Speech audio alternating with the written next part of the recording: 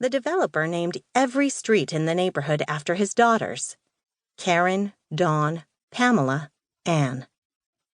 All of the houses share the same blueprint: 3 bedrooms, 2.5 bathrooms, finished basements. Even 20 years after moving out, you could stand blindfolded at the front door of any house in the neighborhood and walk through it without stumbling. Head straight down Dawn Street, take a left on Karen Circle, then finally a right onto Pamela Circle. Drive past the house that was yours throughout childhood, acquired by parents who were known as Rita and Doc to everyone in the neighborhood.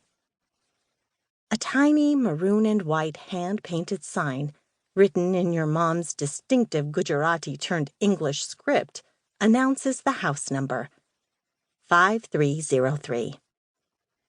The garden has been replaced by grass, the basketball hoop torn down, your mom's unruly mint patch mowed over.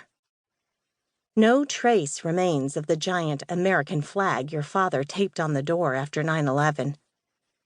Of your parents' immense efforts to Americanize, only the rose bushes endure. Descend the gradual slope of Pamela Circle, where you learn to ride your bike. Your uncle's bata sandals flapped as he ran alongside you. He held the seat to help you stay upright.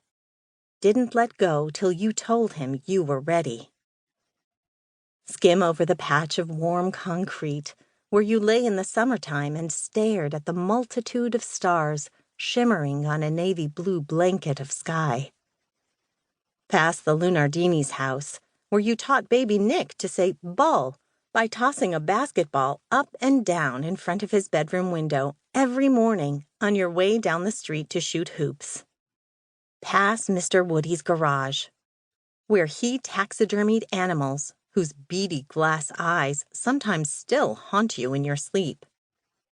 Past the porches where you used to sit with Mr. Starcher and Mr. Casto in the evenings, your 11-year-old self nodding along sagely as they discussed the day's news.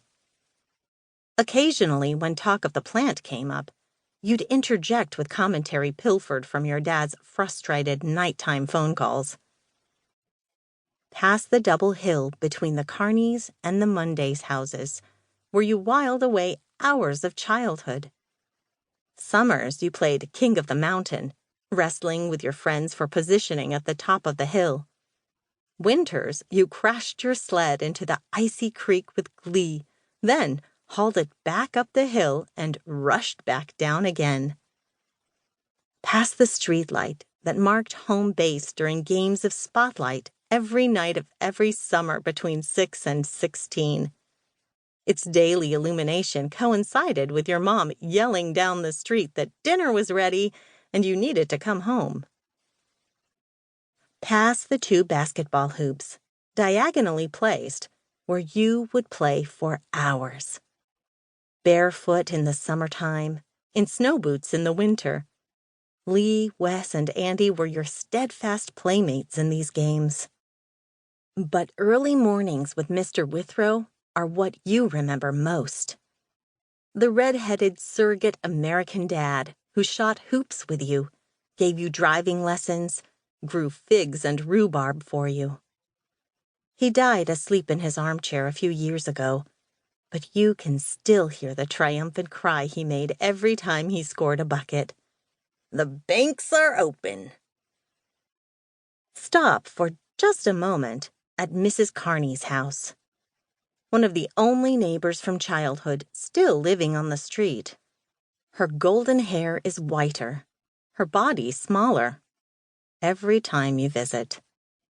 You sip her famous sun tea, and she updates you on the lives of the people who once populated this street. Those who have moved, those who have married, those who have died. Stare hard at the pink carpet, the antique walnut secretary desk, the grandfather clock, the paintings on the walls.